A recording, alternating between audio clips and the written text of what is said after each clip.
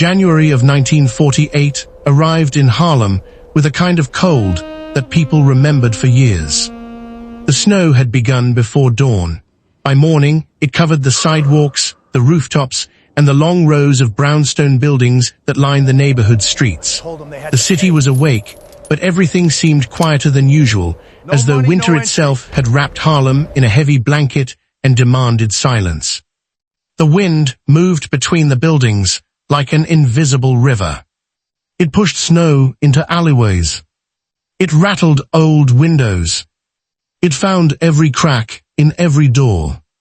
For the people who lived in Harlem, winter was nothing new. Hardship was nothing new either. They had survived shortages. They had survived discrimination. They had survived years of being told that opportunity existed somewhere else. Yet even by those standards, January of 1948 felt different. Something was coming. Most people did not know it yet. But within days, an entire neighborhood would be pulled into a struggle that would test its courage, its unity, and its willingness to stand together when everything seemed lost. On a snow-covered block stood an aging apartment building that looked much like dozens of others nearby. Its bricks were worn. Its stairways creaked. Its hallways carried the smell of coal heat and home-cooked meals. No one would have looked at the building and imagined that it would soon become the center of a battle that people would talk about for years. Inside lived 17 families. 17 separate stories. 17 sets of dreams. Some had arrived in New York years earlier during the Great Migration. Others had been born in Harlem and could not imagine living anywhere else. There were veterans who had returned from war believing they had earned a better future. There were mothers working 2 jobs. There were fathers who left before sunrise and returned after dark. There were children who raced down hallways and laughed loudly enough to make neighbors smile through thin apartment walls. The apartments were small. The ceilings leaked when storms were bad. The radiators sometimes worked and sometimes did not. But the families living there had transformed those rooms into homes. And in neighborhoods like Harlem, a home was more than a place to sleep. It was security. It was dignity. It was proof that despite every obstacle, a family had carved out a place in the world. Each morning, long before the city fully woke, lights appeared in apartment windows. Coffee boiled on stovetops. Boots were laced. Lunch pails were packed. Children prepared for school. Workers prepared for another long day. Life moved forward because it had to. Yet beneath those ordinary routines, trouble had already begun to grow. At first, it arrived quietly. A letter slipped beneath a door. A warning posted in a hallway. A conversation that ended with uneasy silence. Most residents hoped it would pass. Instead, it became impossible to ignore. The owner of the building had begun to see the property differently. Where families saw a home, he saw numbers. Where parents saw safety, he saw profit. And in the winter of 1948, profit was beginning to matter more to him than people. At first, the changes seemed small. A complaint here. A threat there. An unexpected fee. A sudden demand. But every week, the pressure increased. The residents felt it. They discussed it in hallways. They whispered about it while standing outside corner stores. They talked about it after church services. No one liked what they were hearing. Yet nobody could imagine how far the situation would go. Because somewhere beyond the falling snow and frozen streets, decisions were being made. Decisions that would soon leave 17 families standing outside in the cold. And when that day finally arrived, Harlem would answer with a force that no landlord had expected. The first real sign of trouble appeared on a gray morning when residents discovered new notices hanging inside the building. People stopped to read them on their way to work. Some frowned. Others shook their heads. A few simply stared. The notices spoke of policy changes, rent adjustments, and building management decisions. The language was formal. The words were carefully chosen. But everyone understood the message. Life inside the building was about to become more difficult. For families already living paycheck to paycheck, even a small increase in expenses could mean disaster. A few extra dollars might not sound like much to an outsider. But in Harlem during 1948, those dollars could determine whether a child received new shoes, whether coal could be purchased for heat, whether food would remain on the table until the end of the month. The residents tried to adapt. They always had. When challenges appeared, they found ways to survive. That was part of life. Yet something about this situation felt different. The landlord wasn't merely asking for more money. He seemed determined to force change. And the people living in the building could feel it. Among the residents was Samuel Reed, a veteran who had returned home after serving overseas during World War II. The war had changed him. Like many veterans, he had left for battle believing that sacrifice would earn respect. Instead, he returned to discover that many of the old barriers remained exactly where they had always been. Still, Samuel tried to remain optimistic. Every morning, he walked to work through the cold streets of Harlem. Every evening, he returned home to his wife and young son. He wasn't looking for luxury. He simply wanted stability. A chance to build a future. A chance to believe that the years ahead would be better than the years behind him. Then there was Clara Brooks, a widow who had spent years raising her children alone. Life had never been easy for Clara, but she carried herself with quiet strength. Neighbors admired her resilience. When others struggled, Clara often found ways to help. Sometimes that meant sharing food. Sometimes it meant watching someone's children while they worked an extra shift. In a neighborhood built upon mutual support, Clara represented the spirit that held communities together. She knew hardship better than most. Yet even she felt uneasy about the changes taking place. The conversations throughout the building became more frequent. People gathered in hallways. They lingered near mailboxes. They stopped each other on staircases. Every discussion seemed to lead back to the same question. What exactly was the landlord planning? The answers never came. At least not directly. Instead, pressure continued to build.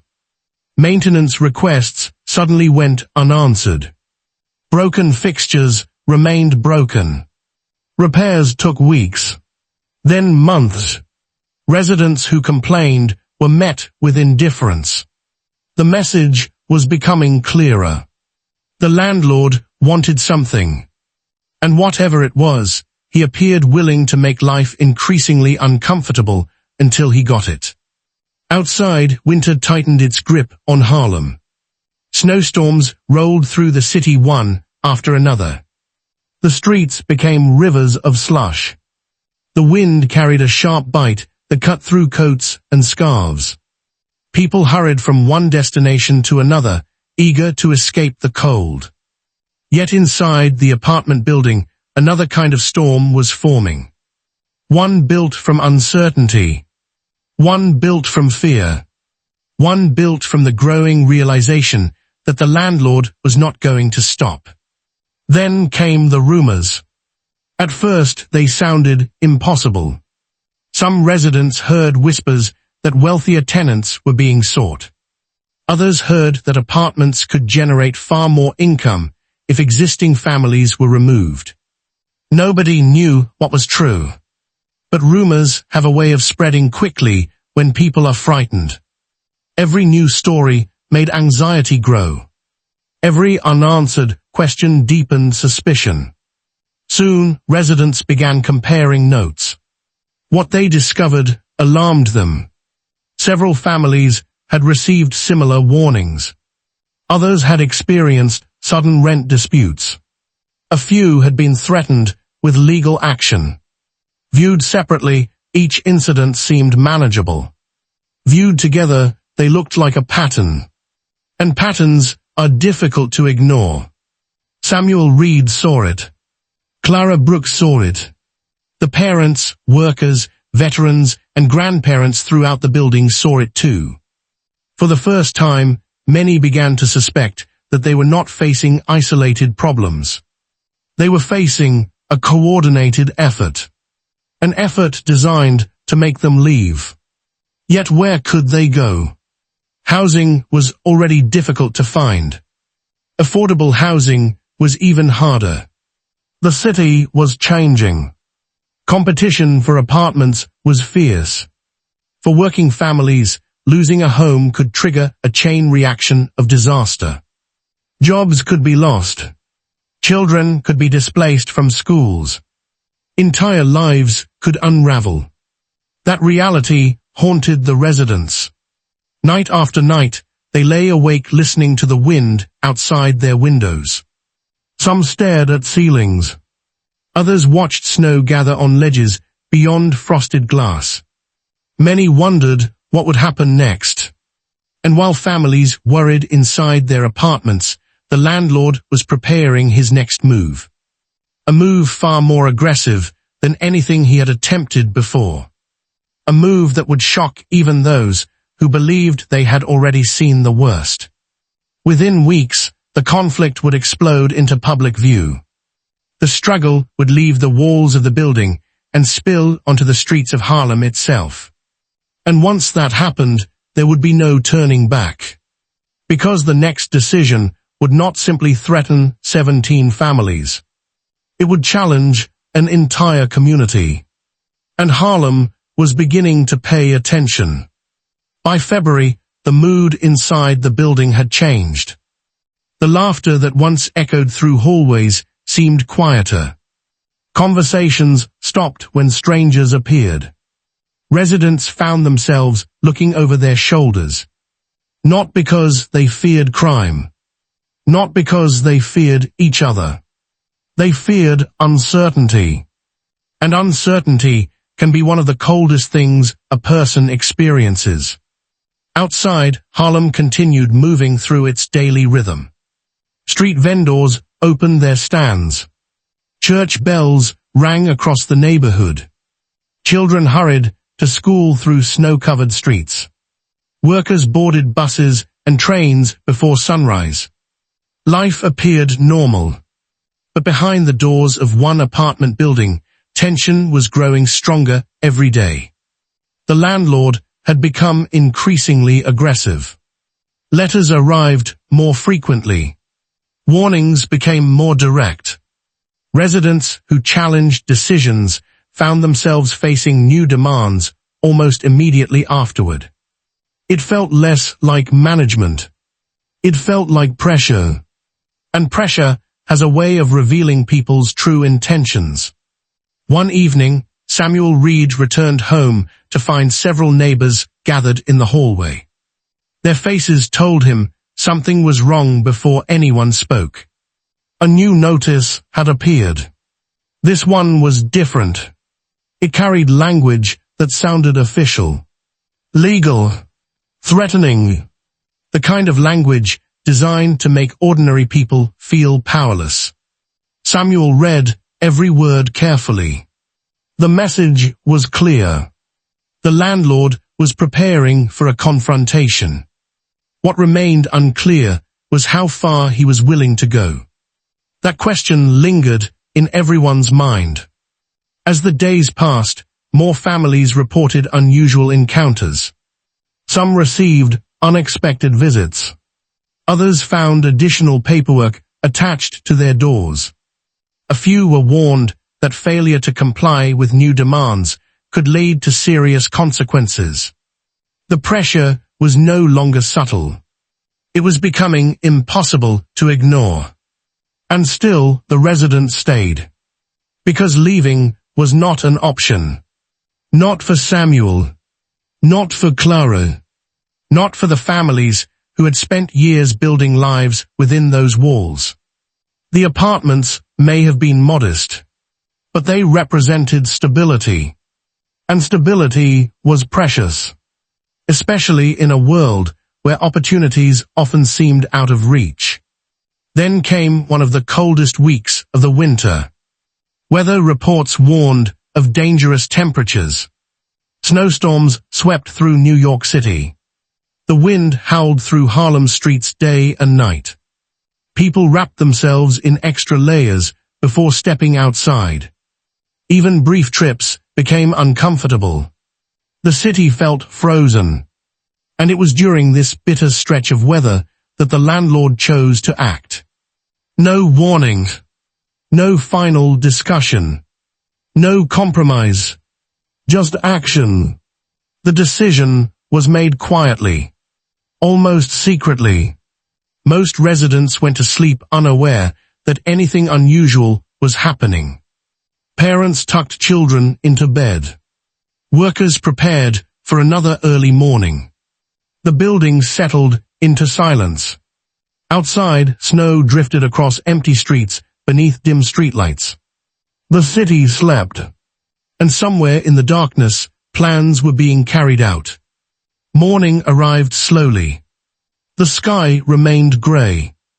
The air felt sharp enough to sting exposed skin. Residents began leaving their apartments for work. Some stepped into hallways carrying lunch pails. Others escorted children towards school. At first, confusion spread. People noticed strangers near the entrance. Heavy equipment. Metal chains. Large locks. Nobody understood what they were seeing. Not immediately. Then reality struck. The doors had been secured. The entrances had been locked. The building itself had effectively been sealed. For a few moments, nobody moved. People simply stared.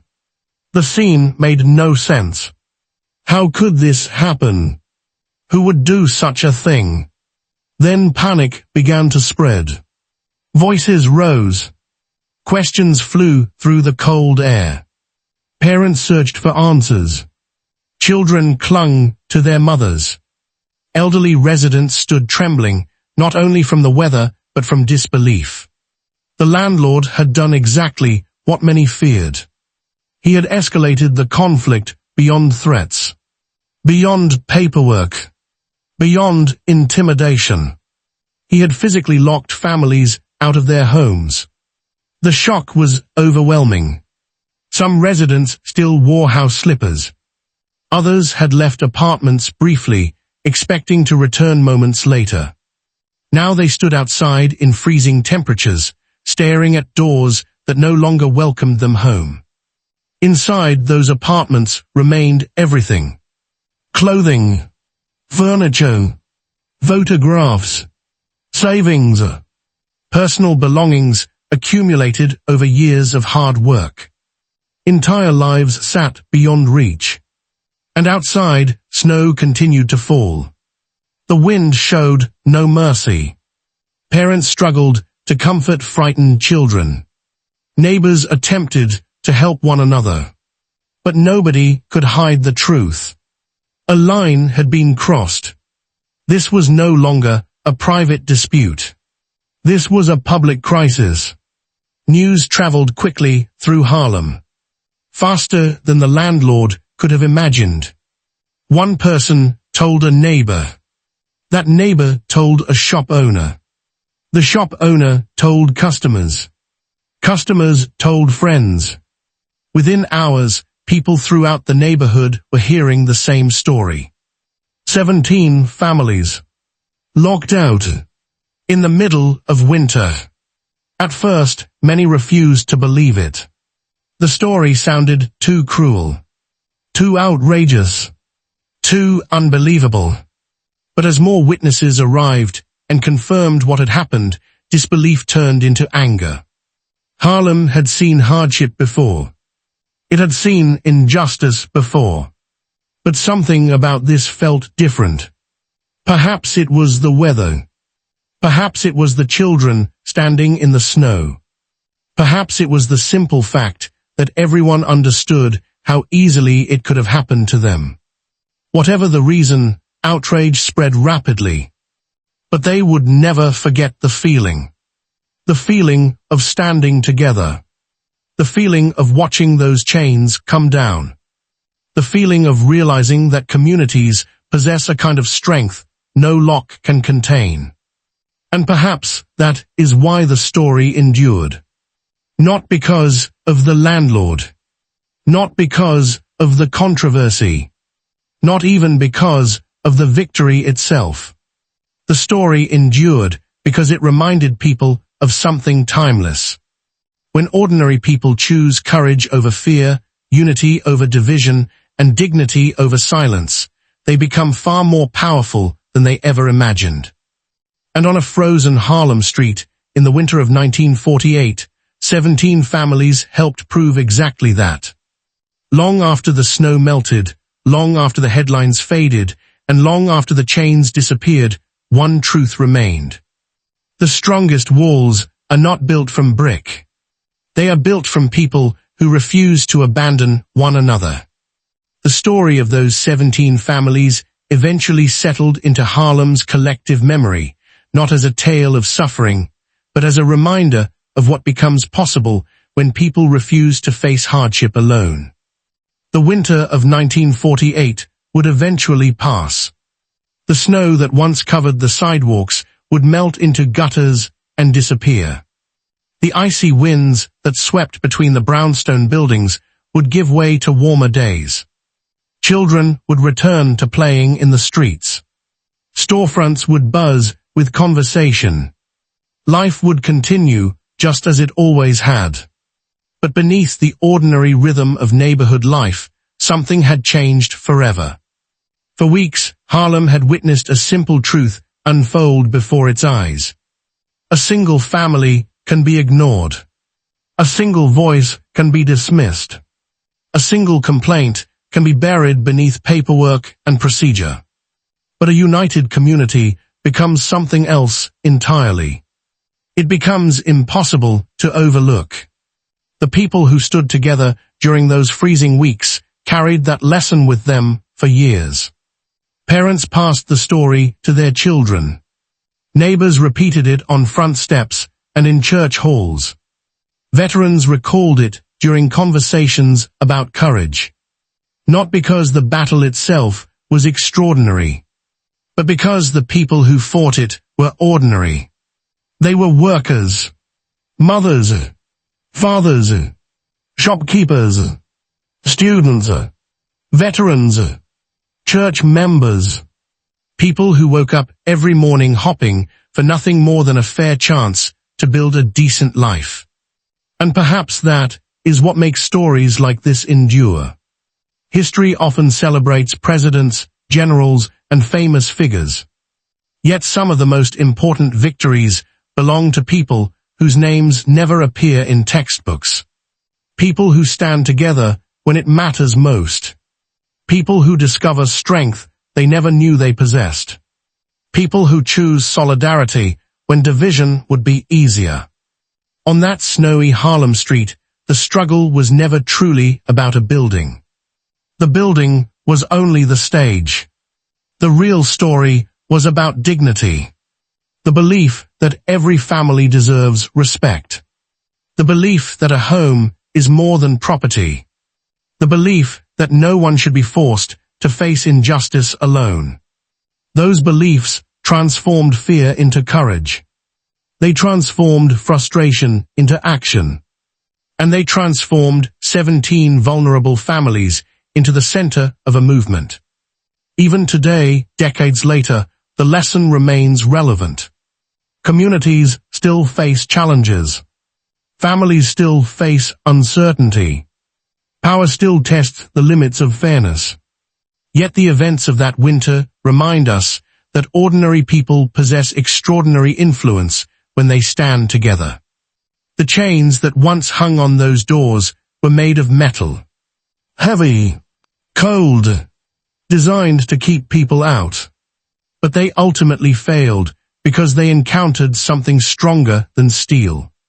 Human determination. The determination of parents protecting their families. The determination of neighbors helping neighbors. The determination of a community refusing to look away. In the end, that determination proved impossible to lock out. As evening settled over Harlem and winter slowly surrendered to spring, life returned to normal. Or at least it appeared to. But anyone who had witnessed those events understood the truth. The neighborhood was not the same. It was stronger, more confident, more aware of its own power. And perhaps that was the greatest victory of all.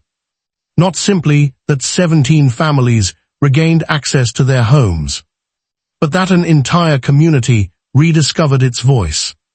Because once people learn the strength of standing together, they rarely forget it. And that may be the real legacy of the Winter Lockout of 1948. Not the chains, not the conflict, not even the victory.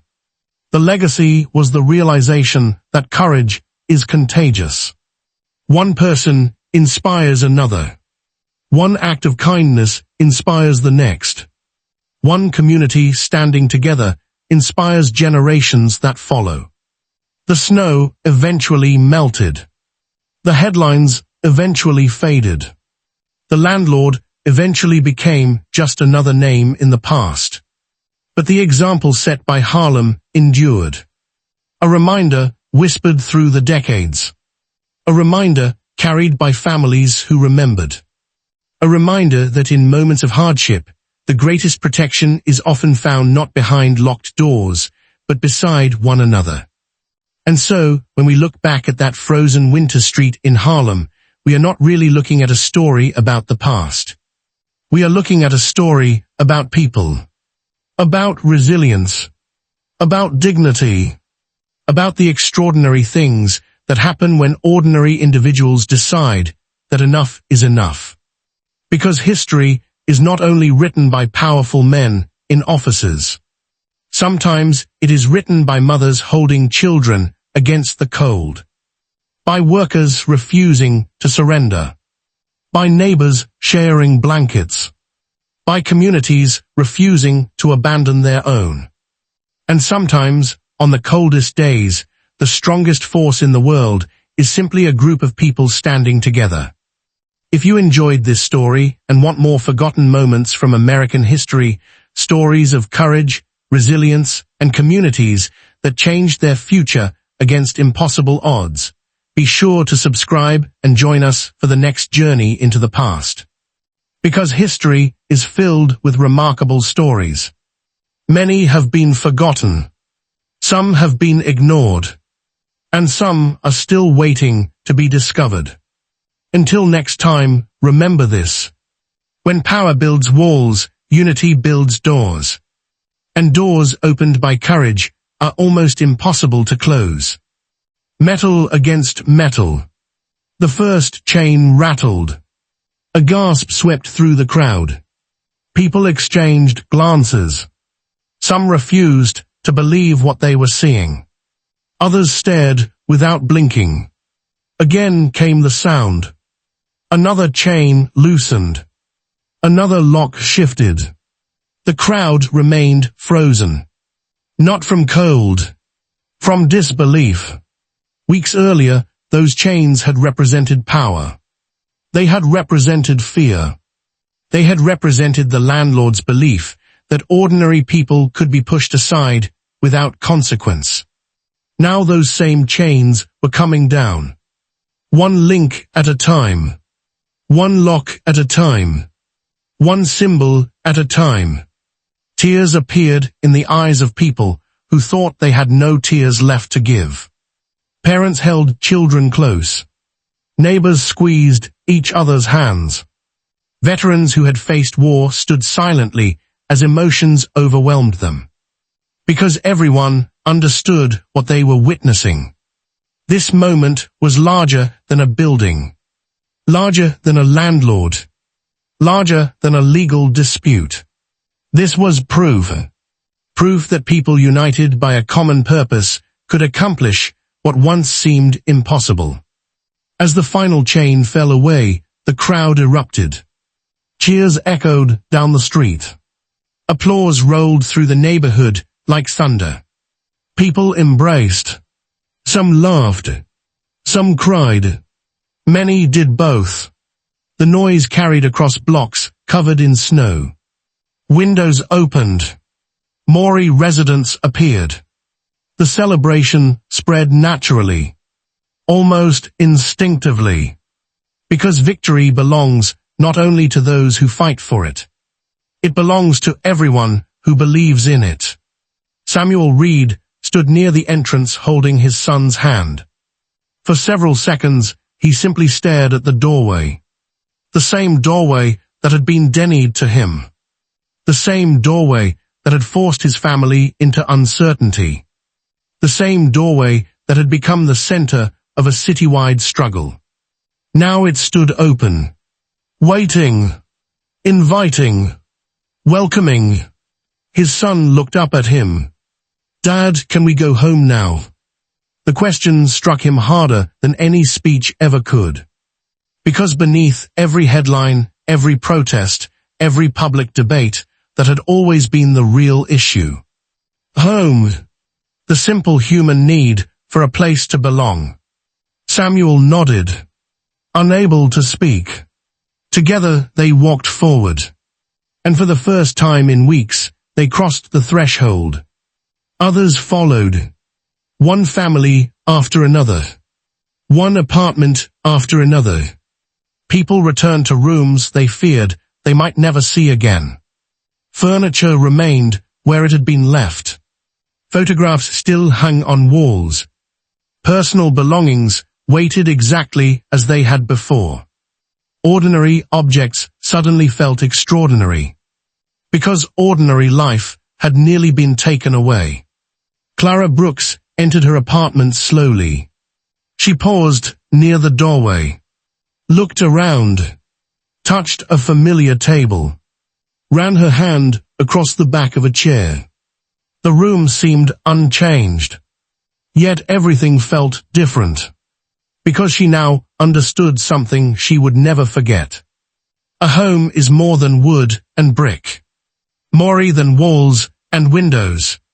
A home becomes sacred when people fight to protect it. Outside, celebrations continued throughout the day. Church bells rang. Neighbors shared meals. Strangers congratulated one another. The victory belonged to everyone. Not because everyone had suffered equally, but because everyone had chosen to stand together. And that choice had made all the difference. Later that afternoon, reporters gathered around Reverend Freeman. They wanted statements, explanations, reactions. Instead, Freeman offered only a few simple words. This was never about one man. The reporters listened carefully. This was about a community remembering its strength. The statement appeared in newspapers. It spread throughout the city. And in many ways, it captured the truth better than anything else. The conflict had started with a landlord. It had started with locks. It had started with chains. But its ending belonged to something much larger. It belonged to Harlem. To mothers who refused to give up. To fathers who refused to surrender. To neighbors who refused to remain silent. To churches that opened their doors. To workers who donated what little they could spare. To residents who stood together despite freezing temperatures and uncertain outcomes.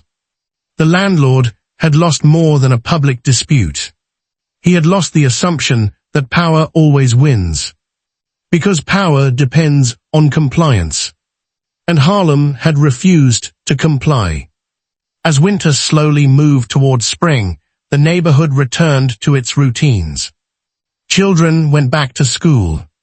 Workers returned to their jobs. Families resumed ordinary lives. Yet something had changed. Something permanent. People walked through the streets, carrying a renewed sense of confidence. They had witnessed what unity could accomplish. They had seen fear challenged. They had seen injustice confronted. Most importantly, they had seen victory emerge from circumstances that once appeared hopeless. Years later, many residents would struggle to remember exact dates. Some would forget individual headlines. Others would lose track of certain details.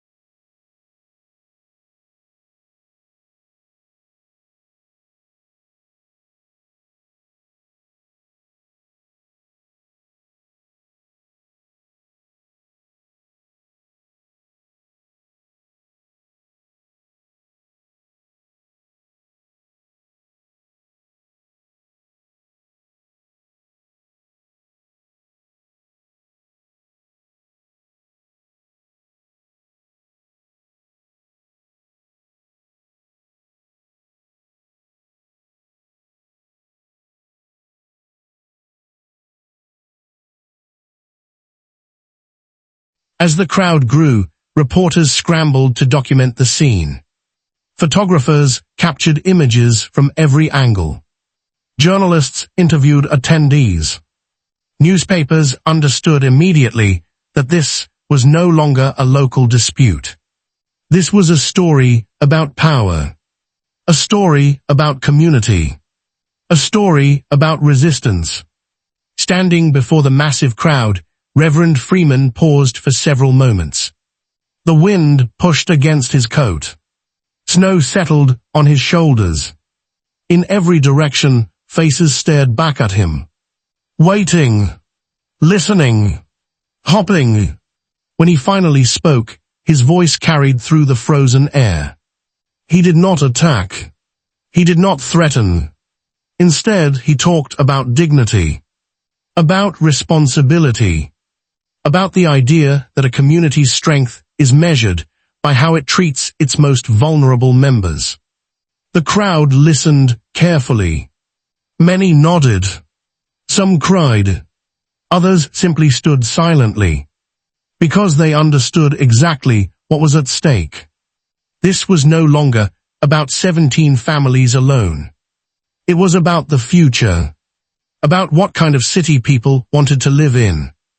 About whether ordinary citizens still possessed the power to stand together against injustice. As Freeman spoke, cameras flashed continuously. Photographs captured every moment. And somewhere across the city, powerful people were paying attention. Business leaders, politicians, property owners, community organizers, all of them watching. All of them realizing that the situation could no longer be ignored. For the landlord, the gathering felt like a nightmare. Everything he hoped to avoid had happened. The story had grown too large. The attention had become too intense. The public pressure had become relentless. For the first time since the lockout began, he faced a reality he could not control. His reputation was beginning to suffer. His business interests were being questioned. His decisions were being scrutinized. And perhaps most troubling of all, he was losing the support of people who once remained neutral. The tide was turning. Slowly, but unmistakably. Behind closed doors, conversations changed tone. Lawyers who once sounded confident became more cautious. Advisors began discussing alternatives. Compromise, once dismissed, suddenly entered the conversation. The possibility of retreat became real. Yet the battle was not over. Not yet. Because public victories can disappear as quickly as they arrive. The families knew that. Reverend Freeman knew that. Harlem knew that. Until the chains came down, the fight would continue. And so the movement pressed forward. Determined. Disciplined. United. The landlord had expected fear.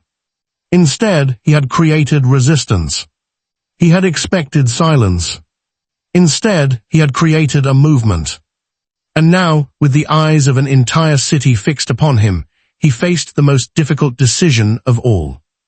Continue fighting, or finally surrender. The answer would arrive sooner than anyone expected. And when it did, the frozen streets of Harlem would witness a moment that people would remember for years to come. The answer arrived on a cold morning beneath a sky the color of steel. For days, rumors had circulated throughout Harlem. Some claimed negotiations were underway. Others believed city officials had become involved behind the scenes. A few feared the landlord was simply buying time. Nobody knew the truth. But everyone sensed that something was changing. The atmosphere felt different. The tension that had dominated the neighborhood for weeks had shifted into anticipation. People waited, watched, wondered, and then, shortly after sunrise, word began spreading. Faster than anyone could control. Something was happening at the apartment building. Residents emerged from homes and businesses. Workers delayed their commutes. Store owners stepped outside. People moved toward the same destination from every direction. The familiar snow-covered street soon filled with activity. When they arrived, they saw several men standing near the building's entrance. Tools rested against the frozen sidewalk. Workers moved carefully around the chains that had become symbols of the entire conflict. Nobody spoke. The crowd simply watched. A strange silence settled over the gathering. The wind still blew. Snow still drifted through the air. Yet for a brief moment, even winter itself seemed to pause. Then came the sound. As February moved forward, the cold refused to loosen its grip on Harlem. The snowbanks along the streets had grown taller. Layers of ice clung stubbornly to sidewalks. Every gust of wind felt like a warning from winter itself. Yet despite the weather, the crowds remained. Every morning, people gathered near the locked apartment building. Every afternoon, reporters returned with notebooks and cameras. Every evening, conversations continued in churches, homes, and storefronts throughout the neighborhood. The movement was growing stronger. And the landlord knew it. For weeks, he had watched public opinion turn against him. He had watched headlines spread. He had watched Reverend Freeman transform a local dispute into a citywide discussion. Most of all, he had watched 17 families refuse to disappear. Now he decided to fight back. At first, the response came through lawyers. Official statements began appearing. The lockout, they claimed, was being misunderstood. The situation, they argued, was more complicated than the public realized. Legal issues, contract disputes, property concerns, technical explanations filled pages of paperwork. But those explanations failed to answer the question everyone was asking. Why were families standing outside in the freezing cold? The public noticed the avoidance immediately. So did reporters. And every unanswered question created new suspicion. The landlord's strategy was supposed to calm the controversy. Instead, it fueled it. People became even more curious, even more skeptical, even more determined. Meanwhile, the families continued telling their stories. Samuel Reed spoke openly about what had happened. He described waking each morning uncertain about the future. He described watching his son ask when they would return home. He described the humiliation of standing outside a building where he had paid rent and built a life. The interviews were powerful, not because Samuel spoke dramatically, because he spoke honestly. People trusted honesty, and honesty was becoming the landlord's greatest problem. Clara Brooks delivered similar testimony. Her words spread quickly through newspaper articles and community meetings. She spoke about elderly residents struggling through winter conditions. She spoke about families separated from their belongings. She spoke about fear. But she also spoke about resilience. And that resilience inspired people. Soon, city officials began receiving letters. Lots of letters. Hundreds of them. Citizens demanded action. Church leaders demanded answers. Community organizations demanded investigations. What had started on one snowy block was now reaching government offices. Pressure continued building. The landlord could feel it from every direction. And then came the moment that changed everything. A major public gathering was announced. The largest gathering yet. Word spread throughout Harlem and beyond. Residents talked about it at work. Students discussed it after school. Church congregations shared the information during services. Everyone seemed to know the date. Everyone seemed to know the location. Everyone seemed to understand its importance. The gathering would send a message impossible to ignore. When the day arrived, the weather was brutal. The sky hung low and gray over the city. Snow drifted through the air. The temperature remained far below freezing. Yet people kept coming. And coming. And coming. Hundreds became thousands. The streets filled with workers. Veterans. Parents. Grandparents. Religious leaders. Students. Neighbors. People from different backgrounds, united by a common belief. No family should be locked out of its home during winter. Was it truly about rent? Was it about profit? Or was it about sending a message to anyone who challenged authority? The answers remained unclear. But public curiosity continued growing. The landlord found himself facing scrutiny from every direction. Reporters wanted explanations. Residents demanded accountability. Church leaders called for justice. Even individuals who had never met the affected families began taking sides. The conflict had become larger than the building itself. It now represented something broader. A struggle between power and community. Between money and dignity. Between fear and resistance. One evening, a massive crowd gathered despite freezing temperatures. Snow drifted through the air. Streetlights reflected against icy sidewalks. People stood wrapped in scarves and heavy coats. Some had traveled across Harlem just to attend. Others arrived from neighboring communities. The crowd stretched farther than anyone expected. Looking across the gathering, Reverend Freeman understood something significant. The movement had reached a turning point. This was no longer about whether people cared. The evidence stood before him. Hundreds of faces. Hundreds of voices. Hundreds of people refusing to remain silent.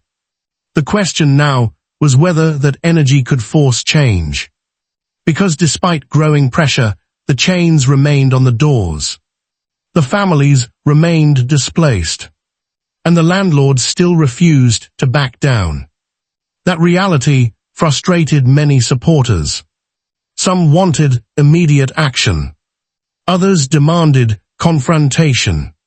A few argued that patience had already lasted too long. Freeman listened carefully. Then he reminded them of a simple truth. Power wants us angry, it wants us divided, it wants us reckless. The crowd grew silent. If we stay united, we win. The words spread quickly. People repeated them long after the meeting ended. They became a kind of promise. A promise that discipline would defeat intimidation. A promise that unity would defeat fear. A promise that Harlem would not abandon its own. And yet, even as hope expanded, a new challenge was emerging. The landlord was preparing a response. Behind closed doors, conversations were taking place. Lawyers were being consulted. Strategies were being discussed. The growing movement had forced him into a corner. And cornered people often become unpredictable. Nobody knew exactly what his next move would be. But one thing was certain. The battle was entering a new phase. A phase where reputations, livelihoods, and futures would all hang in the balance. The locked doors had started the conflict. Now the entire city was watching to see how it would end. And somewhere beyond the snowy streets of Harlem, a confrontation was approaching. One that neither side could avoid. One that would determine whether justice could overcome power, or whether power would prevail once again. The snow remained piled along the curbs, darkened by passing traffic and endless footsteps. The cold continued to bite through coats and gloves, yet despite the weather, people kept showing up. Workers arrived before their shifts. Mothers came pushing strollers through slush-covered streets. Veterans stood shoulder to shoulder with church leaders. Store owners closed early so they could attend meetings. Something unusual was happening. People who barely knew one another were suddenly united by a common purpose. And that unity frightened the landlord far more than any single protest. Reverend Freeman understood exactly why. For years, powerful people had depended on division. One family against another. One tenant against another. One struggle isolated from the next. But unity changed the equation. Unity created visibility. And visibility created accountability. Each evening, larger gatherings formed near the apartment building. Residents shared stories. Church choirs sang hymns in the freezing air. Community leaders spoke about dignity, fairness, and justice. The atmosphere felt different now. The fear that had once dominated the sidewalks was slowly being replaced by determination. People still worried. They still suffered. But they no longer felt alone. For the families who had been locked out, that realization changed everything. Samuel Reed felt it first.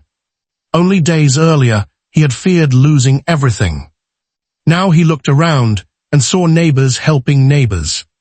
He saw strangers offering support. He saw people refusing to look away. For the first time since the chains appeared on the doors, he believed the fight could actually be won. Clara Brooks felt it too. She had spent much of her life carrying burdens quietly. Like many people in Harlem, she had learned not to expect rescue. Yet now she watched an entire community rise in defense of 17 families. The sight moved her deeply. It reminded her of something important. Hardship could isolate people, but injustice often brought them together. And Harlem was coming together faster than anyone imagined. The newspapers began taking notice. At first, the articles were small. A few paragraphs buried among other local stories. Then the coverage expanded. Photographs appeared. Reporters interviewed residents. Questions reached city officials. Readers across New York began learning about the lockout. The landlord hated every headline. He hated every photograph. He hated every interview. Because attention exposed things he preferred to keep hidden. The more people learned about the situation, the more sympathy shifted toward the families. And sympathy has a way of creating momentum. Momentum that can become difficult to stop. Meanwhile, Reverend Freeman continued working behind the scenes. Public demonstrations were only one part of his strategy. He also met with attorneys, housing advocates, community organizers, religious leaders, anyone capable of helping. He knew the battle would not be won through emotion alone. It would require preparation, discipline, patience. Most importantly, it would require pressure from multiple directions at once. While the public focused on the locked doors, Freeman focused on building leverage. Every meeting strengthened the movement. Every conversation expanded its reach. The landlord could feel it happening. His confidence began to crack. Not visibly, not yet, but privately. The situation was no longer unfolding according to his plans. He had expected tenants to leave quietly. Instead, they had become the center of a growing movement. He had expected isolation. Instead, they found solidarity. He had expected surrender. Instead, they organized. And organization can be remarkably powerful, especially when fueled by moral outrage. As the days passed, more difficult questions emerged. What exactly had motivated the lockout? Volunteers distributed coffee. Mothers wrapped blankets around children. Then heads began turning. A figure was walking through the snow. Slowly, purposefully. Reverend Freeman. The crowd parted naturally as he approached. Not because anyone ordered them to. Because respect made room for him. He paused near the chained entrance. His eyes studied the locks, the metal chains, the frozen doorway. Then he looked toward the families gathered outside. For a moment, nobody spoke. The only sound came from the wind. Finally, Freeman broke the silence. "We are going to bring these families home." The statement was simple. Yet something remarkable happened. Hope returned. Not completely. Not instantly. But enough. Enough to change the atmosphere. People who had spent days feeling helpless suddenly felt possibility. And possibility can be a powerful force. Word spread through Harlem even faster than before. Reverend Freeman was involved. That fact alone attracted attention. Morey residents arrived. Morey churches offered support. Morey volunteers stepped forward. Soon, temporary shelter was arranged for families who needed it. Meals were organized. Clothing was collected. Neighbors opened spare rooms. The community responded with astonishing speed. But Freeman understood something important. Kindness alone would not solve the problem. The landlord had locked the doors. The landlord still held power. To win this fight, pressure would have to be applied. And pressure begins with visibility. Over the next several days, Freeman worked tirelessly. He met with church leaders. He contacted local newspapers. He spoke with attorneys willing to listen. Every conversation added momentum. Every new supporter increased public attention. The landlord had expected the dispute to remain private. Instead, it was becoming impossible to ignore. Reporters began arriving. Photographers followed. Questions were asked. Why were families locked out during winter? Why had negotiations failed? Who was responsible? The landlord suddenly found himself facing scrutiny. And scrutiny can make powerful people uncomfortable, especially when cameras are watching. Meanwhile, the families remained remarkably resilient. Their circumstances were difficult, yet they refused to disappear. Every day they stood together. Every day they told their stories. Parents spoke about children sleeping in borrowed rooms. Workers described losing access to personal belongings. Veterans explained how hard they had fought to build stable lives. The stories were impossible to dismiss. And the public listened. What began as 17 isolated families was becoming a movement. A neighborhood movement. A moral movement. A movement fueled by a simple belief that nobody should be left outside in the cold, especially not for profit. The landlord watched these developments with growing concern. He had expected resistance, but not this scale, not this unity, not this attention, and certainly not Reverend Freeman. Each day seemed to bring more supporters, more headlines, more public pressure. The situation was shifting, slowly at first, then faster. The balance of power was beginning to change. For the first time since the conflict began, the landlord was no longer controlling the narrative. Harlem was, and Harlem was just getting started. Because Reverend Freeman had a larger plan. A plan that would transform outrage into action. A plan capable of forcing the entire city to pay attention. Within days, thousands would know the story. Within weeks, powerful people would be forced to choose sides. And when that moment arrived, the landlord would discover a truth he had never fully understood.